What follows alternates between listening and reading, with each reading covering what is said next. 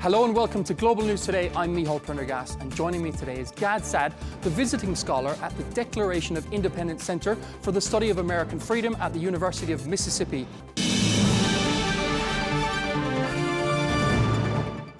Thanks so much for your time, Gad. A story that shocked the entire world. A young Ukrainian refugee has been butchered in Charlotte. Isn't this a textbook case of suicidal empathy? That's the name of your upcoming book. I don't want to name the assailant himself. He's a scumbag and he doesn't deserve any publicity. Isn't this a case, a title case for your book? It is, in that what suicidal empathy, the way it works, let me offer a quick explanation and then link it to that specific case. So empathy is a beautiful, noble virtue.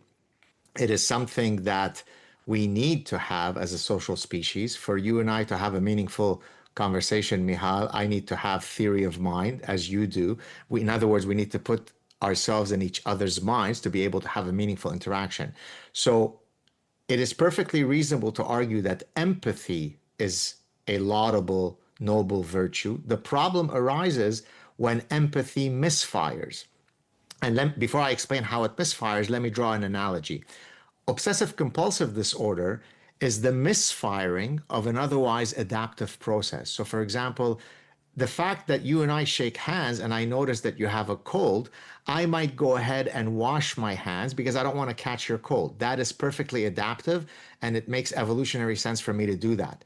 But OCD is when I spend 8 hours a day washing my hands in scalding water until my skin is falling off. I can't make it to work because I'm obsessed with washing my hands. So what started off as an adaptive mechanism becomes maladaptive when it misfires. So that's exactly my argument for suicidal empathy. When empathy starts misfiring in ways that you target your empathy toward the wrong target, you're orgiastically empathetic for all of the wrong times and the wrong situations, that becomes suicidal empathy. So in that particular case, what you have is an incredibly lax justice system, penal system, that basically argues along the following lines. It is unfair to not give hardened felons 637 chances or second chances because they've already been victimized by the racist society of white supremacy. Therefore, what is the point of us punishing them harshly? Don't they deserve a 138th chance? And it is literally what happened in this case. This guy had been arrested for 14 prior crimes, but yet we should give him a 15th chance at redemption. It results in suicidal empathy and the death of this beautiful Ukrainian refugee. The alleged killer had 14 prior arrests. A judge released him after his 15th. Should judges like this face justice themselves? Look, that's a tricky one in that you would like to think that a judge is not going to always be personally held liable for judicial decisions that they make, because then in that case, they will always take the decision that is least likely to result in repercussions on them. So it's a tricky one. You can't always say, irrespective of the context, they should be held accountable. But certainly, if you are letting hardened felons get out of prison time and time again because you have been completely parasitized by suicidal empathy, then I see no moral, ethical, or legal reason why you should not be held accountable for that decision. And Elon Musk himself, he has shone a huge amount of light on this story. A lot of the mainstream media ignored it. I think this is the perfect example of the importance of freedom of speech and the importance of him buying X. Indeed. So the minute that I found out, maybe not the minute, but probably within the next day or two, when I found out that Elon had bought what was then Twitter, I put out a clip on my channel, The Sad Truth, where I basically explained that of all great initiatives and great accomplishments that Elon Musk has ever or will ever do, none will come remotely as impactful as him having bought that platform. Because for better or worse, that platform is the central public square where ideas flow at a, feverish velocity. I know just from personal experience what the things that I could say or the things that would get me punished. And, I'm probably the most irreverent, outspoken professor on earth. If I were to say that women, do not have penises, well, I stood the chance of having my account shut down. And so what Elon has done is he's come along, completely removed the shackles that we were all being restrained by. And so thank God for Elon. President Trump has responded quite forcefully. He's also recently sent, in regards to crime, the National Guard into DC.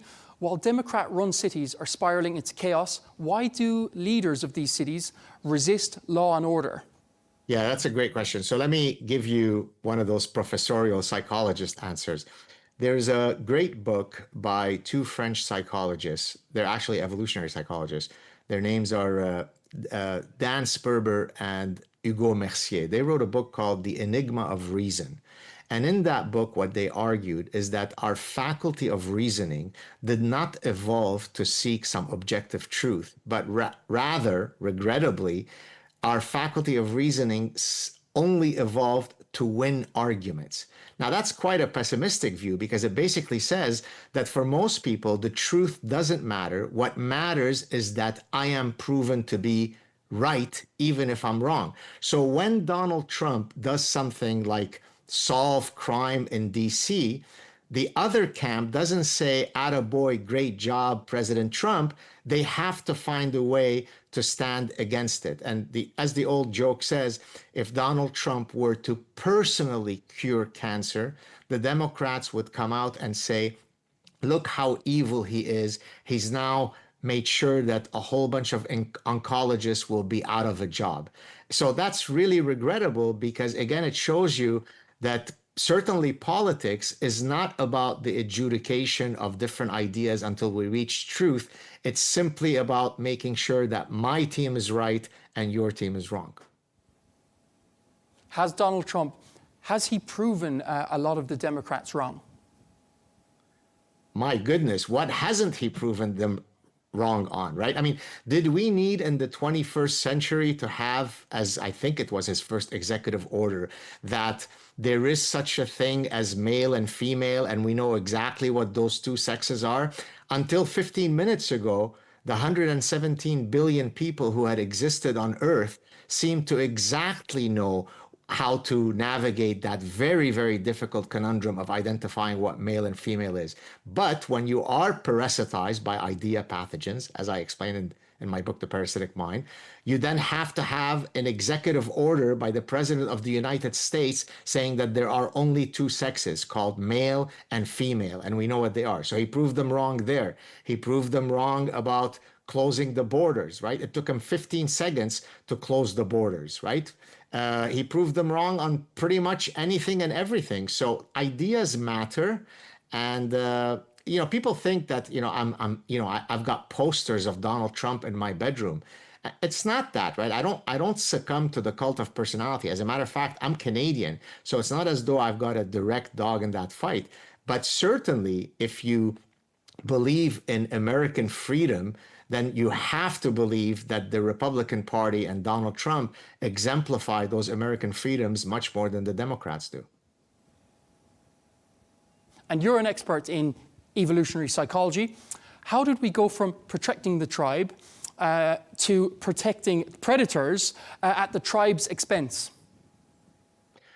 Well, that's where suicidal empathy comes in, right? So I argue that history is basically the following story that I'm going to explain now that the average 5-year-old will understand. History is the following.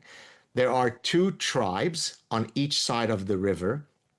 Each members of each tribe look at the resources and other desired objects on the other side of the tribe and want to steal it, right? That's why the Ten Commandments have do not covet thy neighbor's wife, right? Covetousness is a ugly trait. Envy is an ugly trait. But the only thing that stops tribe A from, attacking tribe B is that they know that the people in tribe B are likely to have men who are not going to be very happy about that approach, and therefore they have to think twice before attacking. And it is that mechanism that keeps people in check. Now, imagine if you become parasitized, for example, by orgiastic pacifism, right? So that the highest virtue in my society is one whereby I will never, under any circumstances, respond to you with violence. Well, what do you think will happen to a society that is organized around orgiastic pacifism? It likely will cease to exist very quickly. And so that's why I use the framework of the parasitic mind and suicidal empathy to explain the nature of your question, because nothing else could explain. From a survival perspective, we've evolved the most fundamental need for survival, to protect ourselves, to protect our loved one, to protect our children. But once those instincts become sublimated in my desire to demonstrate to the world that I am infinitely tolerant, compassionate, generous, and empathetic, we end up having major problems. Elon Musk has offered $1 million to fund murals of Irina Zarutska across US cities. Is this not the kind of moral clarity and courage that's needed right now? Exactly. I mean, one of the reasons why Elon Musk, Donald Trump, first of all, our gentlemen that I admire greatly, is because to me, they exemplify something that I discuss as a key call to action in the last chapter of The Parasitic Mind, which is activate your inner honey badger. So some of your viewers or listeners may not be familiar with why I'm using that imagery.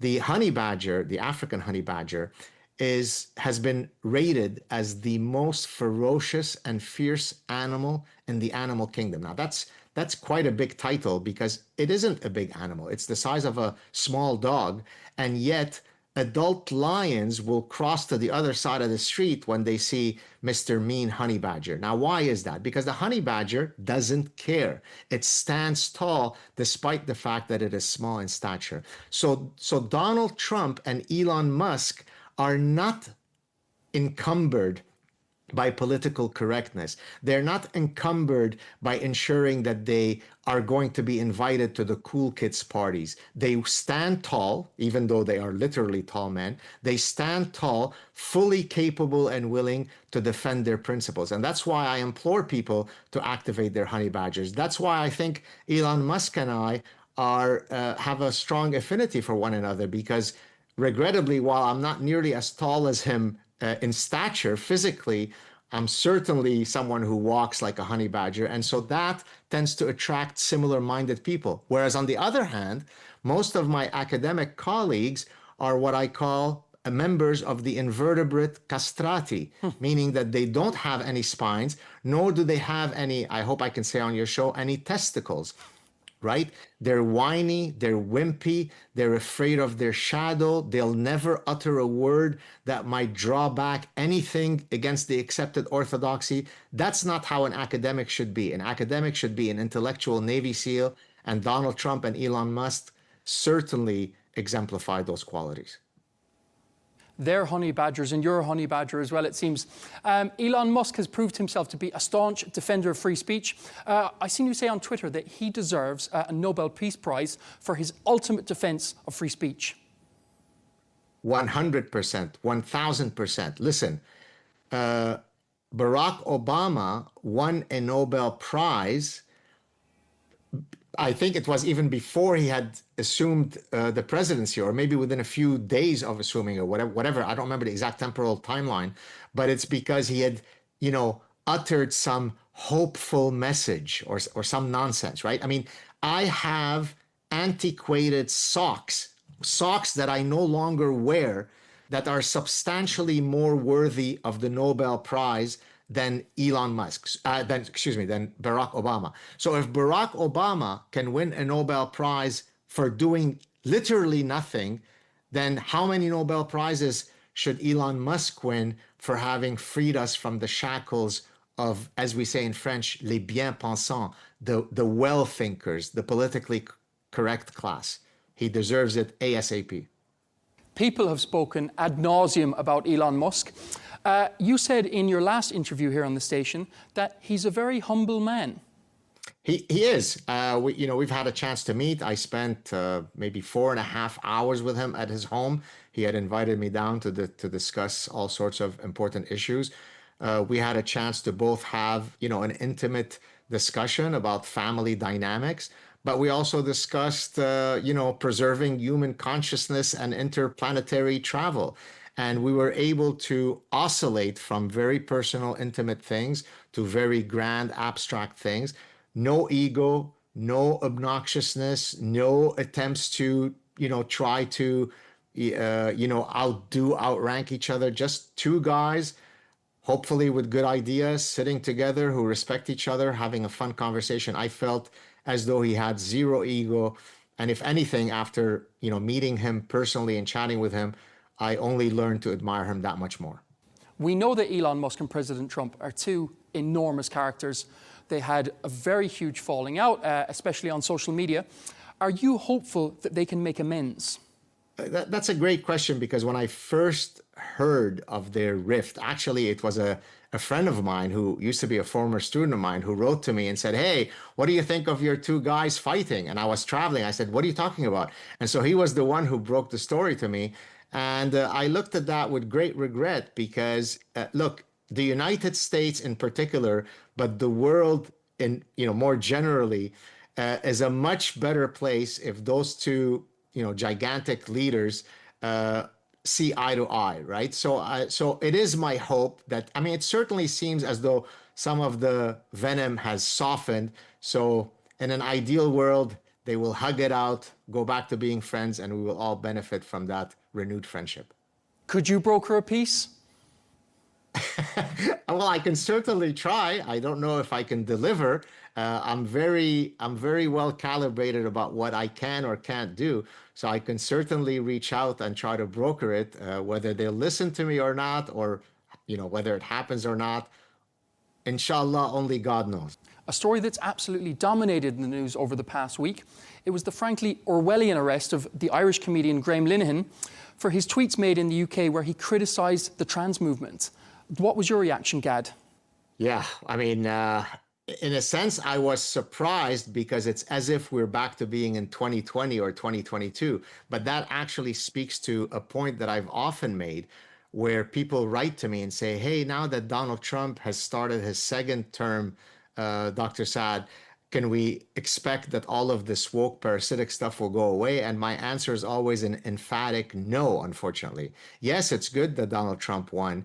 That doesn't mean that all of the nonsense and the Orwellian degeneracy is going to magically go away. It took 50 to 80 years for many of these ideas to first be spawned on academic campuses. So it's going to take a while for us to fully eradicate them. But to your more specific point, I'd like to contextualize what happened with that comedian with something that I talk about in The Parasitic Mind, and that is the distinction between deontological and consequentialist ethics. So let me break it down for you very quickly. Deontological ethics are absolute statements. So, for example, if I say, "It is never okay to lie," that would be a deontological statement. A consequentialist statement would be, "It's okay to lie if you wish to spare someone's feelings." So if your wife might ask you, "Do I look fat in those jeans?" then you might want to put on that consequentialist hat and say, "Absolutely not. You've never looked more beautiful." It might be a small white lie, but you're doing it out of love for your partner. And so there's a consequentialist ethos to it. But when it comes to foundational principles, presumption of innocence in the justice system, freedom of speech, freedom of inquiry, by definition, those have to be deontological. The second that you say, "I believe in freedom of speech, but," the second you put the "but" qualifier, you're a degenerate who doesn't understand what freedom of speech is. I am Jewish. I've had a very rough upbringing in my childhood in Lebanon, yet I support the right of Holocaust deniers to deny the Holocaust. There is almost nothing that you could think of that is more offensive than denying the Holocaust. Yet if I wish to live in a free society where freedom of speech is an enshrined principle, I have to put up with idiots, imbeciles, racists, and anti-Semites. So when Starmer says, hey, by you saying this, you are marginalizing the noble, holy trans people, that is exactly a consequentialist ethos. And it hurts me to no ends that Britain, the place where many of these original principles, were spewed, is now turned into such a not only Orwellian but Kafkaesque reality. Terrible. And speaking of Keir Starmer, what are your thoughts on him? Well, Mrs. Starmer needs to see if there's a way for her to find some testicular fortitude. Now, I say this, some people will say, oh, but why do you speak in such a direct manner? Why can't you be more empathetic and kind? You know why? Because I'm disgusted that a country as founded in the principles that we now call liberty and freedom in the West, including in the United States, right, has sunk to such a low. When you can't talk about the grooming gangs in Britain because you don't want to offend a particular demographic group, where you care about managing the feelings of that group more than you care about protecting the bodily integrity of your children, that's probably not a good leader. So I don't have too many good things to say about that Prime Minister. You and your family escaped the civil war in Lebanon. Did real violence make you immune to the fake trauma obsessions in the West? Yeah, great question. Look, one of the reasons why it's very difficult for people to try to cancel me and so on, because if they use the victimology narrative, the faux victimology narrative that is so often present in the West, then I pull out my real victimology cards, then suddenly they whittle away, because real victim versus fake victim, if that's the currency you want to use, then I'm going to win every single time. So because of that, because of the horrors that I've seen growing up in the Middle East as a Lebanese Jew, my parents were kidnapped by Fatah and tortured. We escaped execution. Death awaited us at every corner, every second of every day for that first year of the Civil War. Then I'm not very sympathetic, not only to faux victimology stories, but intergenerational victimology stories.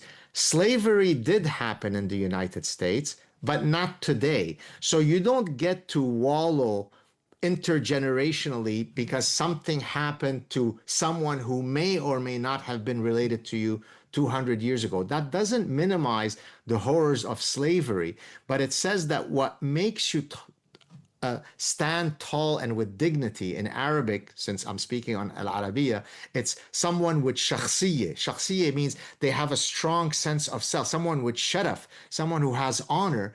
I overcome my victimology. Let me just for you to know. So my family escaped the Lebanese civil war. My parents were kidnapped and tortured by Fatah. My grandparents escaped Syria because they were Syrian Jews. My wife's family also escaped Lebanon because for also religious reasons. Her ancestors escaped the Armenian genocide. My brother-in-law's family escaped in the 1950s from Alexandria, Egypt, because they were Egyptian Jews. So within my lifetime, any family member that you could think of, whether by bloodline or by marriage, has faced horrifying victimology. And yet here I stand, happy that I exist, hoping to create a better world. Yes, my victimology story is part of my past, but what makes me who I am is that I've overcome it. So stop whining and get off the couch and do big things. I agree with you, Gad. I'm from an Irish background, and I think obviously the Irish famine perpetrated by the British on Ireland, it was absolutely abhorrent. But I don't necessarily, I try not to think about it too much, and I try not to let it define me. How would you go about teaching this kind of resilience to young people now? Well, it's certainly well, there are two ways. There are some things that the young people can do to build resilience, but also there are things that the caretakers of the young people should do in order to inculcate resilience in the young people. So let's start with the latter. When COVID finished, and I actually discussed this in my forthcoming book, Suicidal Empathy, when COVID finished and we were back to teaching in person, one of the first, if not the first departmental meeting we had was bathing in orgiastic, misplaced empathy. So here are the types of things that I would hear.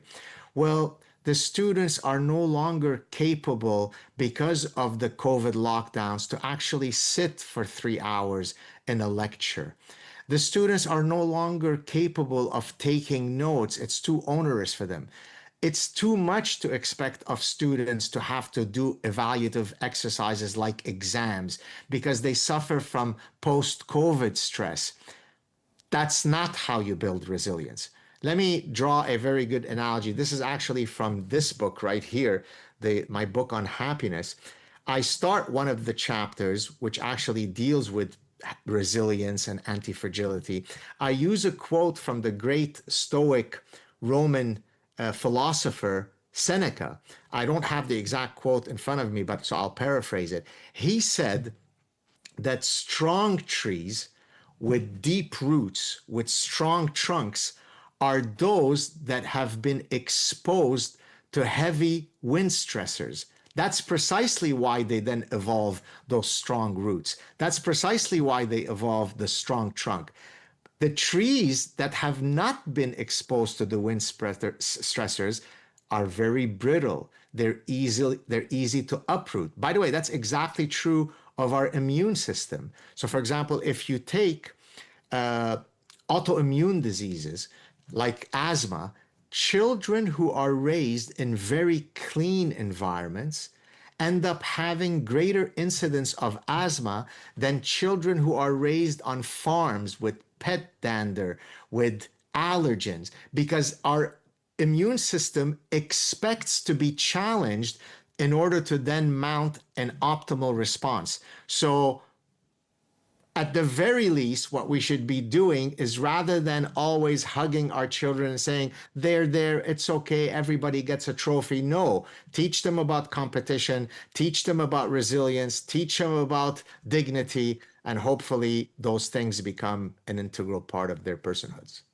And one thing I detest, Gad, is the polarized nature of politics. I'm probably going to get some flack for even speaking to you today by kind of some corners of the online media. As a Middle Eastern Jew, how did growing up as a minority shape your rejection of identity politics? Well, it shaped it greatly. And that's why in chapter 1 of The Parasitic Mind, knowing that later I was going to critique identity politics, I wanted to share my story, because Lebanon is the perfect model of what happens to a society that is perfectly organized along identity politics lines, right? And in the case of Lebanon, it's according to which religion you belong to, right? So Lebanon, for example, has what's called a confessional parliamentary system, meaning that who the president is going to be, who the prime minister is going to be, who the speaker of the house is going to be, or the parliament, how many seats how many seats are going to be assigned to different sects, is all based on your religion. And as we know from Lebanon and Rwanda and Iraq and Syria and the Balkans, these kinds of fractured tribal identity politics societies don't really end up with great outcomes. And so it very much shaped my subsequent positions, because what I love about the West, and I know it sounds as though it's just a cliche at this point, but it isn't. It's a really important lesson. Individual dignity supersedes collective identity. Yes, I may be a Lebanese Jew, and that is one marker of my identity, but I present myself to the world and to Al Arabiya as Gad Saad. I'm not a representative of the Lebanese people. I'm not a representative of the Jewish people. I'm not a representative of people who have green eyes. And so you judge me based on my qualities and my frailties. And so therefore, there is nothing worse than collective tribalism. And but by the way, if people only hear the last minute of what I just said in the Middle East and truly internalize it, the Middle East would be one of the most stunning, gorgeous places imaginable on earth. That's what we hope, Gad. You're penning a new book at the moment called Suicidal Empathy. Do you feel like a kid in a candy shop with the amount of real-world examples you're able to cover in your book? Well, the running joke is, because now, I've been speaking a lot about suicidal empathy for, a long time, so that it's gone completely viral. Millions and millions of people in perhaps 60 languages are now quoting and citing my suicidal empathy concept. But so people will write to me and say, God damn it, when is this book going to be ready, Professor? And I say, how can I be ready? How can it ever be ready when every single day when I wake up and I go on X, I now need to increase the size of the book by 50 new pages? And so one of the most difficult parts, frankly, has been to try to rein that in, because I've already cut 11,000 words from my book, because rather than using the 35,000 examples that I can use as a manifestation of suicidal empathy, I now have to ask myself, okay, I can't put all of these in the book. How should I strategically pick the best ones? So the biggest challenge for me has not been to write the book, but rather to cut out sections of the book. It could be a trilogy. From your lips to God's ear. We're just out of time. It's been an absolute pleasure speaking with you, Gad. All the very best. My pleasure. Take care. Cheers.